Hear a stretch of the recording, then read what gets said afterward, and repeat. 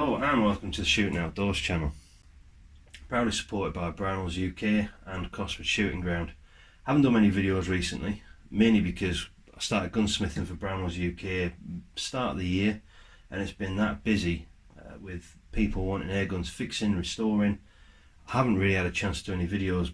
I've got a BSA Airsporter MK1, very rare kind of rifle. I mean, you can still get them if you look for them, but they're not that commonly available.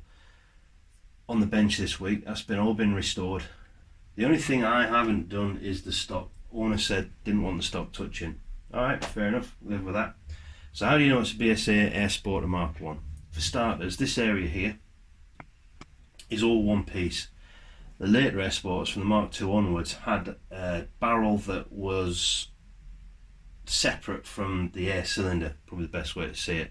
Whereas on the Mark I, the air cylinder, the breech and the barrel is all one piece. Trigger housing, internals changed slightly. I'll go into that later on because that's a bit of a mystery to me. There's something not quite right in there. The other thing you know it's a Mark I, it's just in this area here. This isn't a broken stock. This is actually how it was manufactured. It was manufactured out of 3 pieces of wood. You had the rear butt, you had the front stock, and then you had these panels almost added on as an addition, scalloped in there, but they are 3 separate pieces of wood. That's quite odd, to be fair, but either way, it's lasted nearly 70 years. I mean, crikey, hell of a rifle. No butt pad on the rear end, just solid wood, exactly like you would expect from a rifle of a period of that time. So when it came to me, the barrel itself had all been, someone had a crack at it with de-ruster and de-bluer, hadn't done a particularly good job on it. All the internals were all, shouldn't really say it, but they were all shitted up inside. What a mess it was. It was dieseling every single shot, then it wouldn't diesel, things would build up, and then you get a massive power output. So it just needed generally stripping down, cleaning, a little bit of what I call a plink and pest tune, which is for a spring rifle, just has a bit of a polish and a deburr inside, anywhere that needs it. As you can see now, all the bluing is there. It's a lot tidier. You obviously wouldn't know how it was when it came in, but it was, all this was just silver. Looked kind of like a German camouflage pattern all over the top of the barrel. A bit of a mess, but either way, we've got it all turned out nice and glossy now. It is a bit bronzy in certain areas. The bluing solution on this just wouldn't attack the steel. The barrel came up okay, but on the air cylinder itself, it just really wouldn't get in there. And you know, I was using the bluing solution in the end neat. The bluing solution that I used on it is Phillips. It's something I've been using for about 2 years now. Never really had a problem with it. It's always been fine, and it's guys. But it starts off, you know, going through the bronze colours, then it goes through the blue colours to a nice deep sort of bluey black colour. This has struggled in areas to get past the bronze and stuff, been put on neat. So if you're going to do one of these, I really recommend that you do a hot bluing solution on it, just to really set it off, do the job absolutely properly. Not that I haven't done a proper job on it, just I wasn't expecting, I've never known the bluing not work, to be fair, the cold blue, Phillips cold blue, but it hasn't really worked as well as I liked on this one, but it has done the job. Like I said, stock he didn't want touching. Internally, the internals were all pretty good. The seal on the piston was an old leather one, that was still working. Nothing had really broken down inside. It just needed maintenance, cleaning up, fresh greases and oils putting in there and moving forward. Inside the action itself, so inside here you have effectively your lock for your spring, your piston. Then you have this trigger's in kind of 2 parts. It's all one piece, but it comes in 2 parts, so you've got like a little bit of slot before the trigger actually goes off, so you have a little bit of build up and then you go again. Trigger when this came in was so heavy, you would never print a decent group with it. You were wincing when that trigger was released. I managed to lighten that up, took a lot of work, bit of polishing, a lot of understanding. The power was also quite low on it. It was coming out at 10 foot-pound. That's not really low, to be fair, for a 40-year-old rifle with 60-year-old rifle, nearly 70-year-old rifle with that age of bits and bobs still inside it. However, trying to get the power up to 11.5 foot-pounds plus or minus 0.25, which is generally what I try and aim for with any project that I get in, was quite difficult. You haven't got much play in the actual design itself to shim the spring.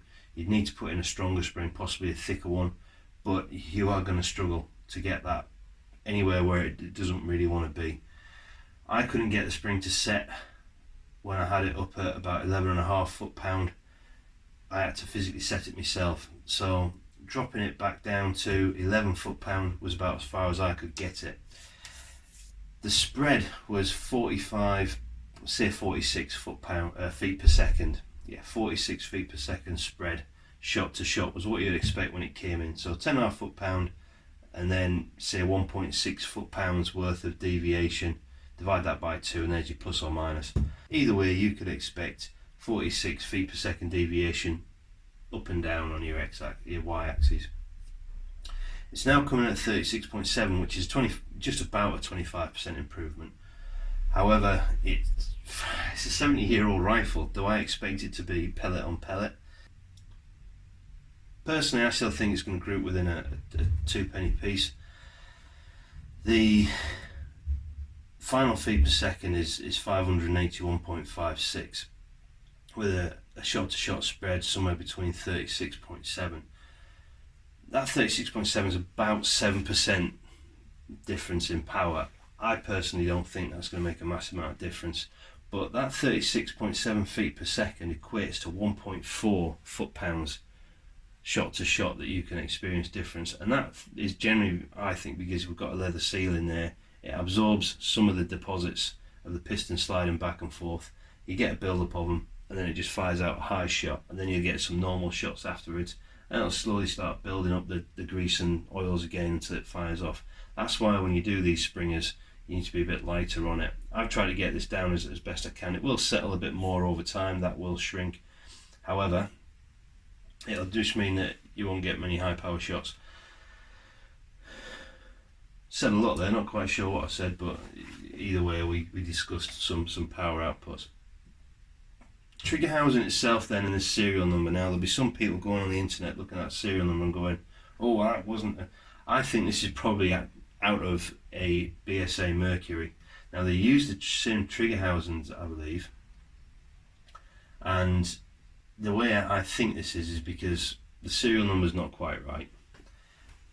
This was interchangeable between Airsporter and Mercury, just sort of screws in, a bit like a Viroc 77. And the actual spring seals themselves and hammerlocks, etc., they're all different to what the BSA Airsporter MK1 trigger lock and seals were. So, whereas yes, it fits, I don't think that's the original one. I think that's been changed over the years, possibly damaged, who knows. I wasn't going to spend any time on that. It would be possibly polish or powder coat or e-coat. I'm not quite sure. It looks like it was actually wet coated at some point or powder coated, but it would be an absolute pain for me to do that, and considering you didn't want to spend more than 150 quid, I think he's done pretty well out of that, to be fair.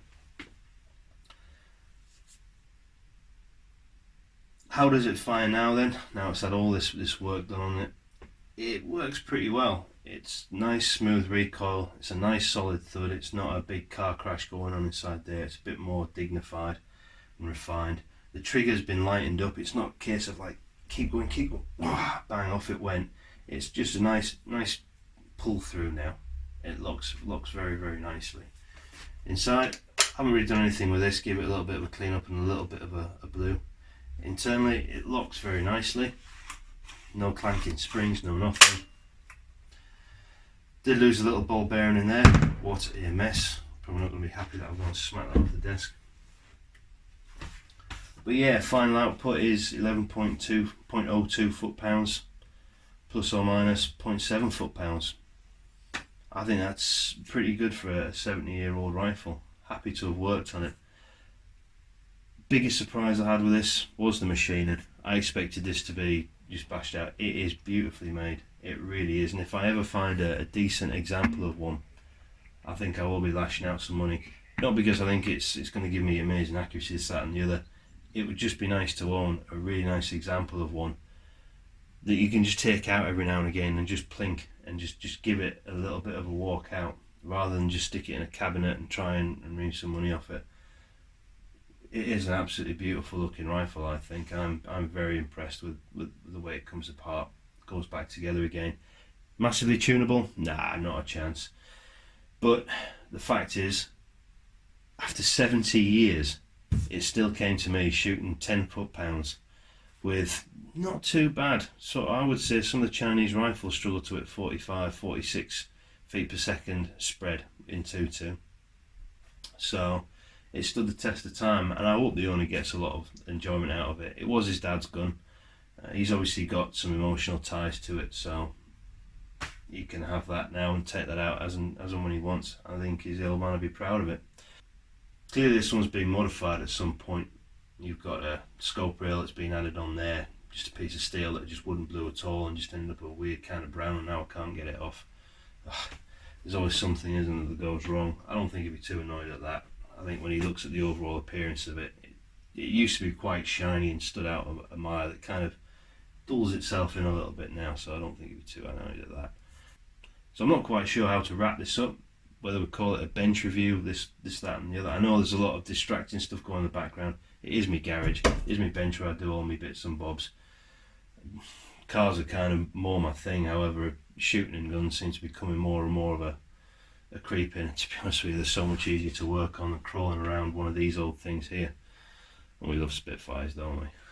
You'll be British if you didn't. So yeah, your BSA Airsporter MK1.